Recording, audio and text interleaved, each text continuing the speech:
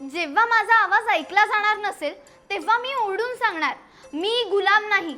हे स्त्री स्वातंत्र्याचे विचार मांडणारे पुरुष या नाटकाचे लेखक जयवंत दळवी यांचा 14 ऑगस्ट हा जन्मदिवस. ज्येष्ठ पत्रकार, लेखक, नाटककार जयवंत दळवी यांचा जन्मशताब्दी वर्ष. या निमित्त आपण त्यांच्या आठवणीला उजाळा देऊया. पण त्याआधी आपल्या कल्लाकार चॅनलला सबस्क्राईब करा. नमस्कार, मी कार्तिकी आणि आपण पाहताय कल्लाकार दिनविशेष powered by GoPrack.com. Jaywant Dwarkanath Dalvi यांचा जन्म 1925 साली झाला. त्यांचे बालपण खूप साध्या व काटकसरीच्या वातावरणात गेले. त्यांना लहानपणापासून वाचनाची अत्यंत आवड होती.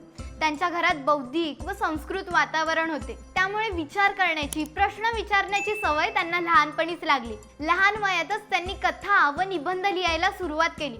लहानपणीच त्यांची वाचन, चिंतन आणि भाषिक कौशल्याची पक्की पायाभरणी झाली. 1948 मध्ये दातार मास्तर ही त्यांची पहिली कथा प्रकाशित झाली. मुंबई विद्यापीठातून त्यांनी BA ची पदवी घेतली.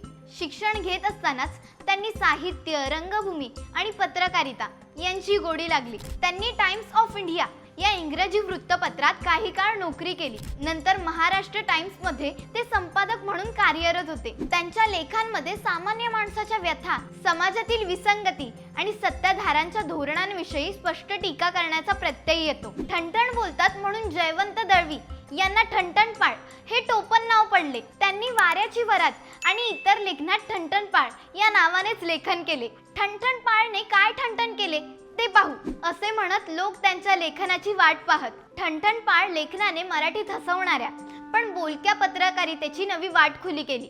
हसवत हसवत शिकवण देणारी पत्रकारिता त्यांनी लोकांना दिली. जयवंत दळवी यांचे पत्रकारितेतील कार्य हे प्रबोधनात्मक व परिवर्तनवादी होते. भात व मासे हे त्यांचे आवडते जेवण होते. दादर मासाळी मार्केटमधल्या कोळणी त्यांना घाऱ्या दादा असे म्हणत असत.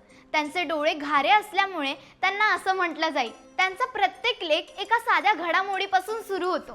उदाहरणार्थ, बँकेत गेलेला चेक बाउन्स होणे, ऑफिसात झालेली गोंधळाची मीटिंग, घरात बायकोशी झालेले भांडण, शेजाऱ्यांचा विनोद, उद्योग इत्यादी. पण यातून ते परिस्थितीवर भाष्य करून लोकांना विचार करायला लावतात.